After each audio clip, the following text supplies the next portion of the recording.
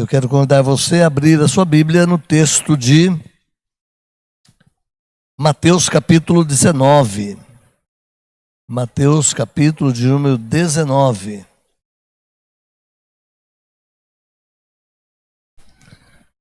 Mateus capítulo 19, nós vamos ler apenas o verso 8 como ponto de partida da nossa reflexão nessa manhã. Mateus capítulo 19, inicialmente apenas o verso de número 8. Mas fique atento para nos ajudar aí em outras leituras que certamente serão solicitadas. Versículo 8 de Mateus 19, o Senhor Jesus diz assim: por causa da dureza do vosso coração é que Moisés os permitiu repudiar a vossa mulher, entretanto não foi assim desde o princípio. Então nós começamos essa lição, na verdade, na semana passada, e compartilhamos sobre a primeira parte da lição, que é causas do divórcio. Eu não vou repetir claramente aqui todos os pontos, mas nós falamos que o Senhor Jesus ele vai à fonte e não à periferia acerca das causas. Ele toca na questão principal, que a causa do divórcio está onde? No coração. O problema está no coração do homem. Moisés disse aqui nesse texto, citado por Jesus, por causa da dureza do vosso coração. O Senhor Jesus vai trabalhar também na questão do texto e contexto aqui, no versículo 9 particularmente, e vai falar que o adultério é uma causa primordial para a questão do divórcio. Aliás, é a única causa aliada ao abandono de família. São as únicas causas que a Escritura registra que é possível o divórcio ser aceitável perante Deus. Qualquer que seja a outra forma de divórcio, existem centenas de outras formas de o divórcio acontecer. Se não estiver dentro dessas duas colocações, elas são contrárias à vontade de Deus, portanto, não seria um divórcio aceitável à luz da Escritura. E nós olhamos então num terceiro ponto, e falamos que existe ainda uma causa que mexe muito com as famílias e que causam situações até aflitivas, atritivas, e que acabam gerando divórcio, que é a questão do dinheiro, né? Quantos e quantos casais que não se separam porque não se entendem pela economia da família e acabam gerando aí brigas intensas, e o casamento acaba se desfazendo, né? Falamos, por exemplo, que a incompatibilidade de gênio é uma forma também aventada por muitos. Não consigo mais viver com ela, o gênio não bate e tal, e separa. Ingerência dos pais, né, como diz o ditado, de marido e mulher, ninguém mete a colher, mas quando os pais começam a entrar e querer dominar a vida do casal, de repente isso também pode ser um problema que gera o divórcio. Fim dos sonhos. Não tem mais apetite, não tem mais vontade de viver, não tem mais aquele sonho de construir uma família juntos, e os sonhos vão se acabando e de repente o divórcio vem. Necessidades emocionais não satisfeitas também são causas. Então nós conversamos aqui sobre algumas delas. Mas o Senhor Jesus bate na questão. Todas elas estão centradas num único ponto: dureza do coração. Por causa da dureza do coração é que o divórcio entra na história das pessoas, né?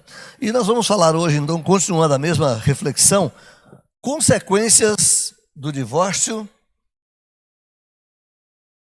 Se não ligar, não funciona, né? E ligado também não funciona. Então, por favor. Não está passando. Opa, agora passou.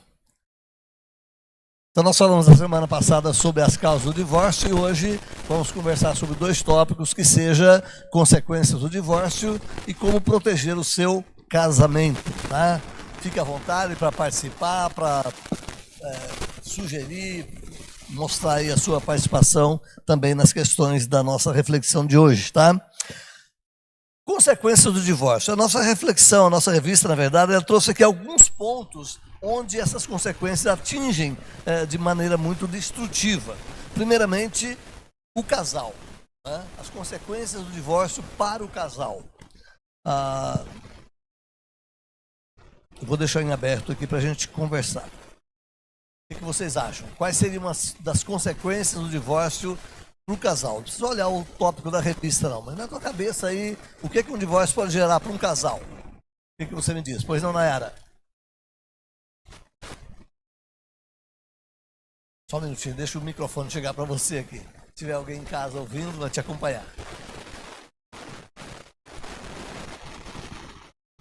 Uma vez eu vi um vídeo que falava sobre que o divórcio é uma ruptura, uma quebra tão grande que é tipo um luto na vida das pessoas que são envolvidas, inclusive no casal, né? Sim. Eu gosto de usar aquela expressão que o Jaime Kemp usa, né? Se você pegar duas folhas de sulfite, colar uma na outra, e depois que a cola secar, você quiser separá-las, o que vai acontecer? Vai sair alguma das duas inteira? Não. As duas folhas vão ser danificadas e às vezes tão danificadas que não dá para aproveitar nenhuma nem outra, né? Então essa é a ideia que a Nayara traz também. Um divórcio, ele corresponde a um luto, a morte de uma pessoa, né? É uma dor, é uma separação, é uma crise muito aguda que o casal vai ter que sobreviver ou vai ter que viver naquela experiência, né?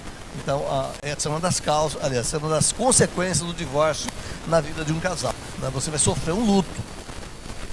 Eu não gosto mais, não quero mais, mas entra para ver.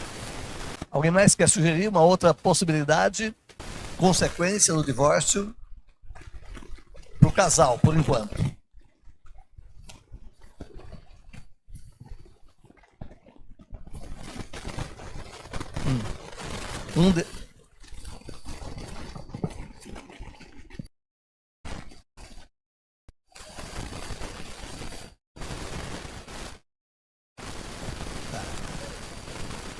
Eu vou reproduzir rapidamente aqui a fala da Silvana. Ela fala assim que o luto, na verdade, é para um deles, porque o outro às vezes está saindo feliz, né?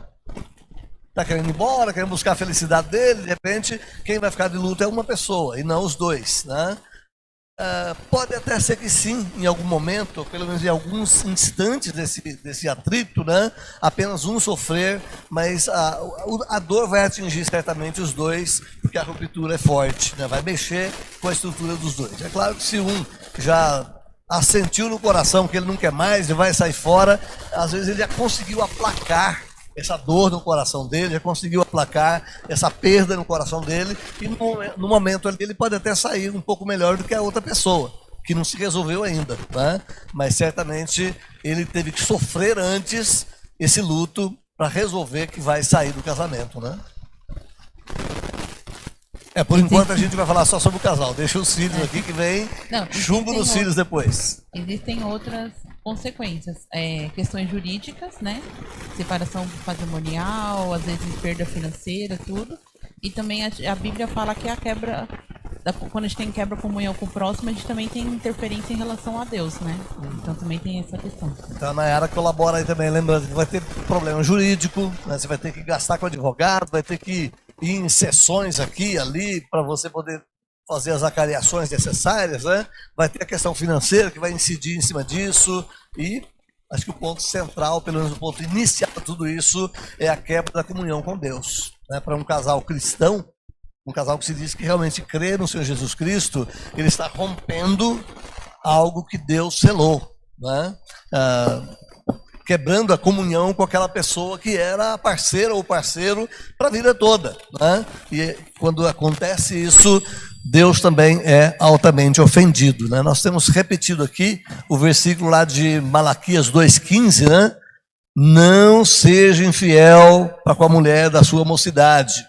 Ali o versículo fala para os homens, mas um contexto mais judaico, mas certamente isso é uma verdade para os dois lados, né? Então, só para a gente voltar rapidamente aqui no contexto, para o casal, o ponto principal e inicial de tudo é essa quebra de uma aliança. Nós já falamos aqui que quando acontece um casamento, seja ele evangélico, católico, espírita, indiano, sei lá, onde quer que aconteça um casamento, mesmo que não dentro de uma igreja cristã, evangélica, mesmo que os dois não sejam realmente professos da fé cristã, esse casamento é feito diante de Deus. Porque é Deus que instituiu o casamento, e é Deus que abençoa o casamento da humanidade. Todo casamento, ele é constituído perante Deus, e todo casamento, seja evangélico ou não evangélico, ele está debaixo desse mesmo juramento de fidelidade e Deus leva a sério essa questão. Então, quando se parte para um divórcio, a quebra dessa aliança, de um acordo que foi feito a três: você, o marido ou a esposa e Deus. Então, quando você quebra essa aliança, você está quebrando uma aliança também com o próprio Deus, que você jurou ser fiel e ele também jurou abençoar o seu casamento. Então, o casal ele se envolve em outras situações, em problemas extremamente fortes na vida sentimental, né? Ele vai sofrer muitas amarguras no divórcio. O que a gente colocou na fala da Silvana agora há pouco, né? Às vezes o divórcio, na verdade, ele já está acontecendo no relacionamento do casal há um bom tempo. E às vezes só o assinado do papel ali é a gota d'água para desfazer a coisa toda, né? Então, às vezes, o sofrimento não é só lá na hora de assinar os papéis, embora para muitos também essa hora é uma hora ruim, amarga e dura, não é? Mas esse divórcio, essa separação, ela já vinha acontecendo há algum tempo na vida do casal. E certamente um ou outro, ou os dois, já estavam em sofrimento, já estavam se amargurando, seus sentimentos estavam confusos e certamente a dor da perda já estava acontecendo na vida desse casal há mais tempo, né?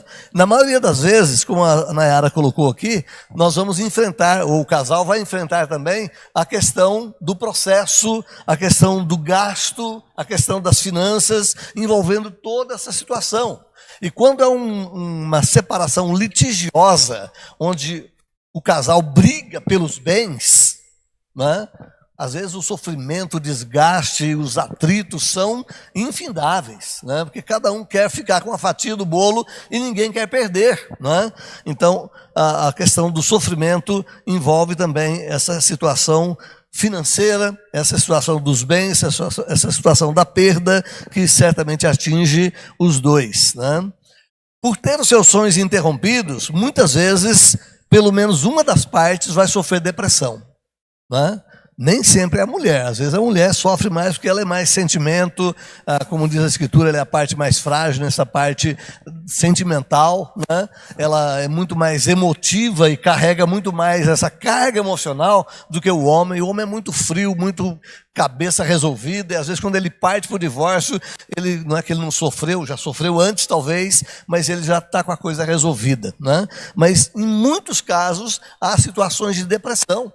E às vezes até o próprio homem que achou que resolveu a situação, lá na frente ele vai começar a ter surtos depressivos, não sabe por quê, não é? Houve uma perda, houve um rompimento muito forte que provocou esse desequilíbrio emocional na pessoa. A Bíblia, a gente olhando a Bíblia, é o homem que pede, né? A mulher não pede, porque ela, coitada, vai viver do que depois, né? Hoje as mulheres trabalham, mas naquele passado, né? O homem que tinha essa decisão, né? De deixar a mulher, não era? No passado. A Silvana lembra aqui que na Escritura, geralmente quem pede o divórcio é o homem. Por enquanto, Silvana, ali estava resguardado um ambiente cultural muito machista, até da cultura judaica, né? Era o homem que é o cabeça, o homem que resolve, o homem que autoriza, o homem que faz. Então, dentro da cultura oriental, não só a judaica, mas oriental de forma geral, ainda tem essa predominância. O papel do homem como líder maior, como condutor maior da família, do casamento e tudo mais.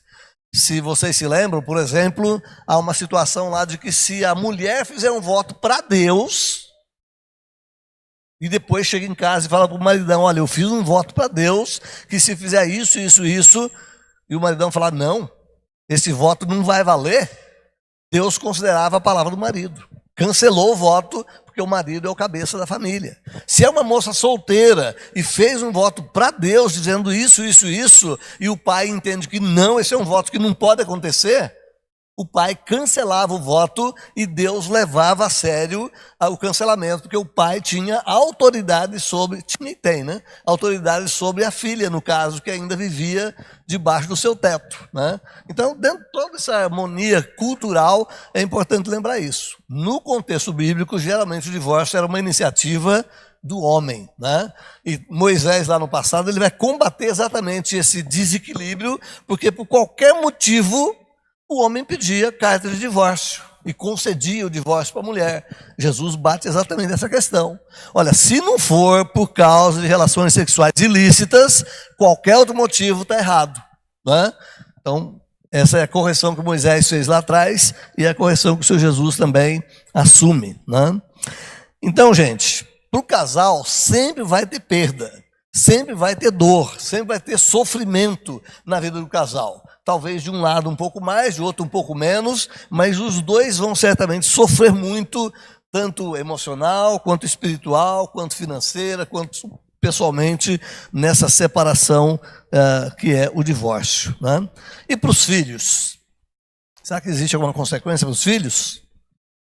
Quando os pais divorciam, e até eu falei disso aqui outro dia, tem existido uma onda muito grande nos últimos anos de divórcio de idosos. 75, 80, e inventa de divorciar. Já viu a vida toda junto, né? Agora que é o grande finale, é para ficar junto até que o caixão seja levado para a sepultura, resolve divorciar nos 80 anos, nos 70 e tantos anos, né? Mas é uma tendência da sociedade dos nossos dias, né? Mas, às vezes, quando acontece isso, não que os filhos que já são adultos e tal, não sofram, claro que vão sofrer, vão tentar entender ali o pai e a mãe nessa conjuntura da separação já na idade avançada, mas é uma cabeça mais madura, é uma cabeça que consegue entender, aceitar, ou então deixar de lado ali, que é uma questão dos dois.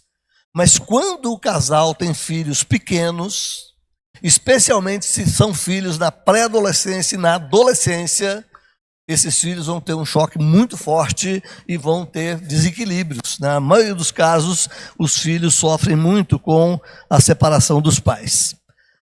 Filhos que perdem a alegria de viver. Filhos que perdem a razão e a motivação de serem felizes. Porque a base da felicidade, da alegria deles é papai e mamãe. É a vida no lar, é o ponto forte de apoio dessas crianças é a família. E quando de repente racha e vai um para lá, outro para cá, essas crianças muitas vezes ficam desorientadas, desencantadas com a vida e passam a gerir problemas.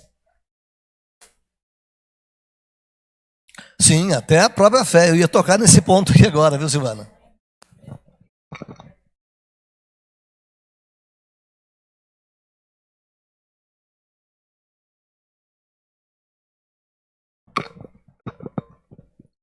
Exatamente, às vezes pais, né? Os dois dentro da igreja a vida toda e de repente um momento que rompe tudo e a criança não entende. Peraí, o papai e mamãe sempre juntos, sempre ensinando, sempre falando, agora né, na cabeça deles eles não conseguem processar isso, né? Eu tenho 2 casos que eu conheço, pessoas até bem próximas a mim, não vou falar aqui o nome do santo, né?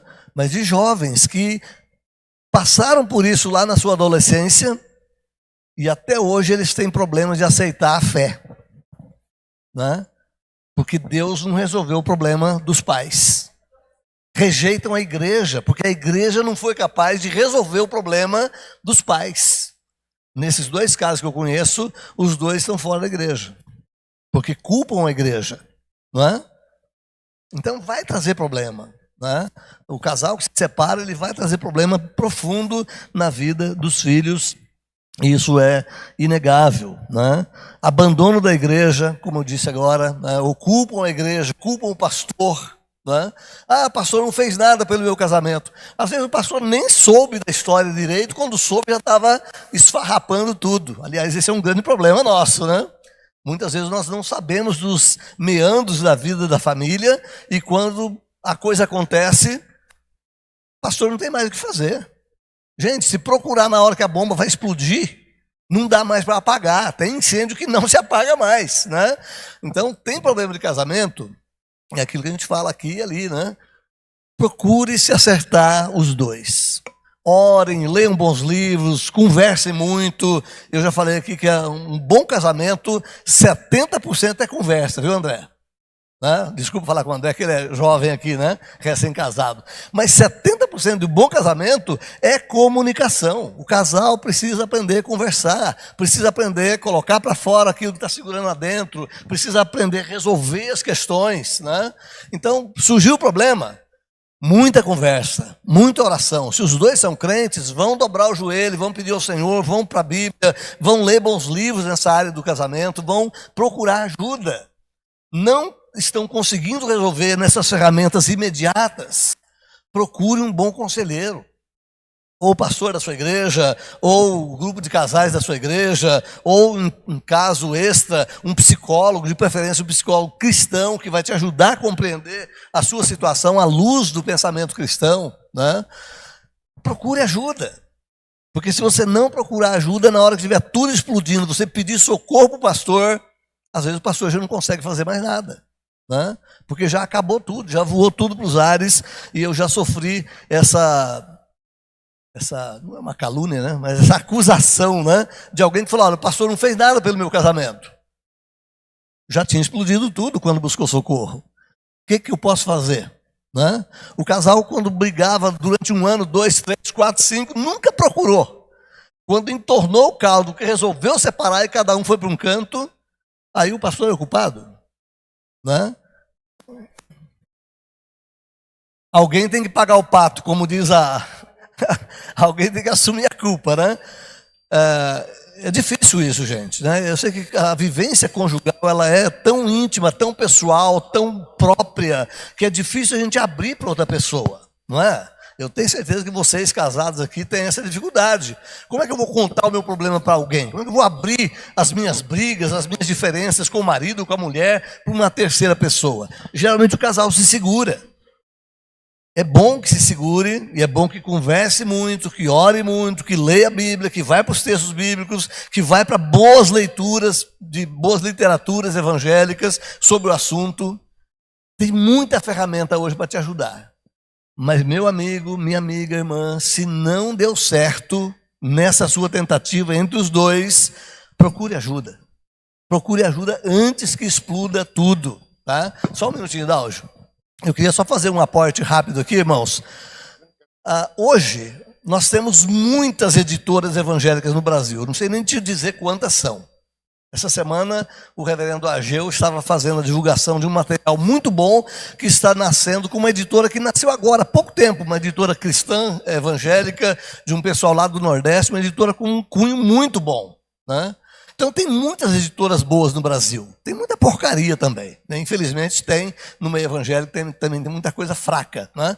Mas tem muita editora boa, com muito material bom sobre casamento, sobre aconselhamento, sobre família, sobre criação de filhos, sobre resolução de conflitos, sobre questão financeira, tem muita coisa. Uma grande parte das igrejas hoje tem ministérios de casais que promovem palestras, estudos e ajuda para os casais da igreja. E muitas vezes a própria igreja não valoriza o trabalho que é feito nessa direção, acaba não se envolvendo, e quando os problemas surgem, o barco já está afundando, né? Então, mas tem muita literatura boa. Eu sei que nós brasileiros somos muito fracos na leitura, né? Não gostamos de ler. Aliás, eu coloquei no boletim seu aí hoje, não sei quem viu o boletim, né? Quantos livros evangélicos você já leu esse ano? Eu tenho certeza que se vai levantar a mão aqui, talvez uns 2, no máximo 3, vão levantar a mão dizendo que já leu algum livro esse ano. Por que não lê?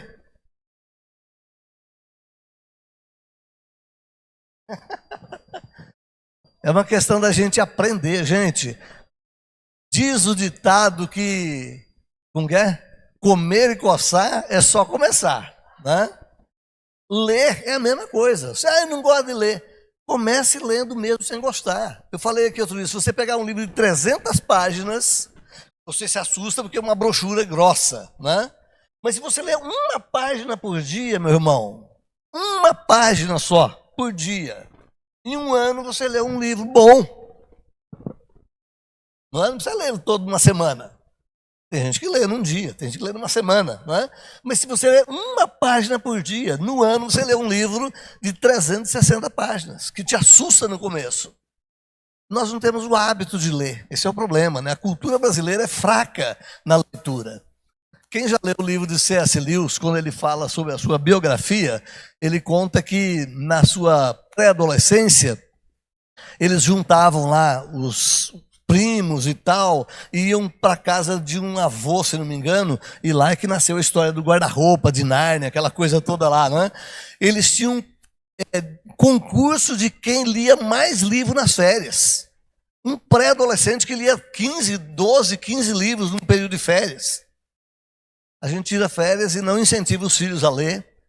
Né? Se nós não lemos, os filhos leem menos ainda. Então nós devemos ser incentivadores da leitura. Eu quero fechar esse parênteses aqui, porque gastou tempo nele, né?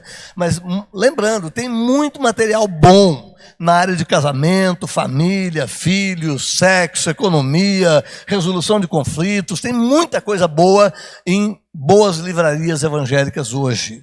Aprenda a ler sobre isso. Vai te ajudar.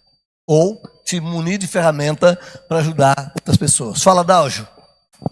Pastor, às vezes a gente fala de casamento, mas é só aqui evangélico ou pessoas mais próximas ou mais pobres, né, que se separou. Eu trabalhei com certos tipos de patrões aí, eles têm contrato de casamento. Por 8 meses, no máximo 2 anos, né? E uma certa feita eu estava no carro com a patroa lá, ela falou, nossa, meu casamento o contrato está acabando. E ela não queria que terminasse, porque ela gostava do patrão lá. Mas ele, como é mais durão lá, ele chegou aquele patamar lá, aqueles 2 anos no contrato, acabou o casamento. Acabou e partiu para outro, sabe? Então lá existe isso, né? Muitas pessoas às vezes desconhecem, né? Existe esse contrato de casamento, mais milionários, né? Isso. Todo casamento é um contrato. E todo casamento tem tempo de validade. Né? Até o casamento evangélico, ele tem um tempo de validade. Né? Só que nós entendemos que o tempo de validade nosso é até a morte. Pronto. Né? Tem prazo para acabar? Tem. Né? Não pensa que vai ser casados para sempre. Aliás, é um chavão aí que se usa até em cursos para casamento e tal. Não existe casados para sempre, gente. Existe casado até a morte. Depois que morreu, quem ficou vivo pode casar de novo. Não tem obrigação nenhuma com quem já partiu. Né? Eu vou casar para sempre porque até a eternidade. Mentira, gente. Não existe casamento para a eternidade. Depois que você morreu, você não vai casar de novo lá na eternidade com o mesmo fulano. Né? Aquela velha pergunta dos saduceus para Jesus, e aí? Casou com 7, vai ser marido de quem depois? De ninguém. Né? Não existe casado para sempre e não existe casamento para a eternidade. Existe casamento até que a morte o separe. Ponto final. O não cristão, ele pode fazer um casamento para durar 2 anos, 3, 4 e acabar. Ele não tem o temor de Deus. Né? Agora, se o cristão fizer isso, se a igreja souber, precisa tratar desse colega. Com aconselhamento, com orientação, com ajuda. E se não resolver o caso, tem que tratar dele com disciplina. Não existe isso dentro do pensamento cristão. Fala, dona Luísa. Pensando nos filhos de novo, que você falou dos livros, né? Que os pais darem exemplo. No casamento é a mesma coisa. Tanto para o mal como para o bem, né? Sim. Eu pensei no casal que tanto se divorcia, como você estava falando, mas o casal também que, como posso dizer, suporta coisas que não deveria suportar na frente Preserva o dos casamento filhos. a longo prazo. Mas de um jeito destrutivo, não tenta melhorar. Isso também reflete na vida dos filhos. Sim, vai ser um mau exemplo, né, que os filhos vão carregar. Né? Filhos de pais divorciados não é uma regra última, mas a maioria deles tem a tendência também de se divorciar. Né? Por quê? Porque foi o que ele aprendeu. Está na genética dele. Né? Viveu aquilo dentro da família. Né? Então é um problema sério essa questão do divórcio dentro da igreja ou do divórcio entre famílias cristãs. Né? Eu queria continuar aqui um pouquinho mais. Filhos também sofrem com o divórcio dos pais porque eles criam decepção com o pai e a mãe. O pai que é o herói, a mãe que é a musa da família, né? De repente não é mais. Os filhos se decepcionam de maneira terrível contra os pais. Tem filhos que passam a odiar peremptoriamente os pais porque divorciaram. E às vezes ódio cruel que vai arrastar o indivíduo pro resto da vida, carregando uma mágoa contra o pai ou contra a mãe, porque chegou a esse ponto, né? Então é um outro problema aí para os filhos, né? Crises emocionais, principalmente crianças menores. Do nada começam a chorar, tem crises intempestivas de nervosismo. E não sabe de onde que vem aquilo. Não sabe de onde vem? Os pais se divorciaram. Os pais brigaram durante um bom tempo e agora romperam o forte de segurança daquela criança, né? Filhos que passam a ter rebeldia, meninos ainda, 6, 7, 8 anos, com um coração extremamente rebelde contra os pais, contra a vida, contra tudo. Desequilíbrio emocional, desequilíbrio psíquico na vida daquela criança, porque os pais criaram ou passaram por essa situação.